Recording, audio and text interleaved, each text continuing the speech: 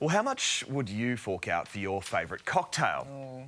As of tomorrow, it could get a whole lot more expensive, I'm afraid to say. While beer is safe from a surge, Australia's spirit tax will soar to nearly $106 a litre.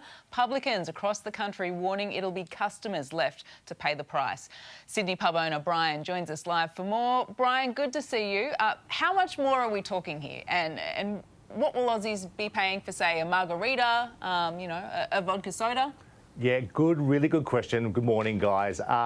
Look, just a few years ago, you're looking at $16 to $18 for a margarita, which I love, Alison, as do you probably. That's now going to be likely north of $26 to $28 a K. I spoke earlier this month on this great show about just how much the cost of a beer is increasing. So your pint a few years back was only $8 to $10. Now that's going up to $20.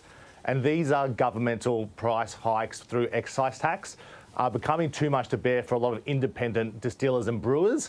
And they now have no option but to pass that on to publicans, restaurant owners, small bar owners, who then unfortunately have to pass on to the consumer. OK, but Anthony Albanese has in fact put a pause, a 2-year pause, we understand, on the beer excise. Why have spirits slipped through though? Yeah, good question. Look, the Albanese government has been looking at this tax for 40 years, since Bob Hawke introduced in 1984. Spirits have slipped through. Spirits have gotten to such a level that we are now the third highest taxed excise tax in the world in terms of spirits excise. We pay $106 per litre as of tomorrow, August 3, I think it is. And then in comparison, the UK pays $62 a litre. America only pays $16 a litre on that alcohol excise across spirits. So we needed to pause. We probably needed to pause 8 to 10 years ago, but it's great that Anthony Albanese and the government have decided to really put a pause on it for now.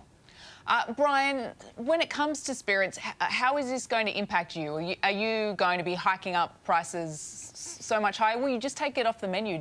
Will people stop ordering because the cost of spirits is just too much now? Great question. Look, we hope people don't stop ordering, again, because we need to see our restaurants, our bars, our pubs thriving, OK? In this economic climate, we want more people going out. Ourselves will be absorbing the cost and really monitoring it month to month as long as we can. We won't be passing that on to the consumer at this present time, but I don't doubt that down the track, if things don't change quickly, we are facing energy hikes, tax hikes, employment hikes. All our costs are going up. So we will absorb for as long as we can before passing on the consumer. But unfortunately, I think in the end, a lot of venues, a lot of operators have no choice but to pass those hikes on. Well, just on that, what can governments do? What do you want them to do to give us some real relief here? Yeah, there needs to be a review immediately here, because 1 in 10 food and beverage businesses in 2025 are closing, OK? It's not just about the incredibly high taxes on spirits and beer, OK, and across our alcohol platform. It's energy, it's insurance, it's employment, OK?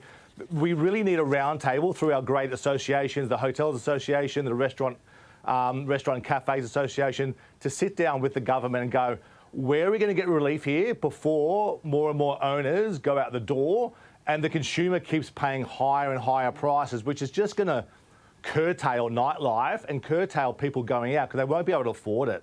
Yeah, it is really tough for hospitality owners right now, and the margins are so small. Brian, thank you for joining us this morning.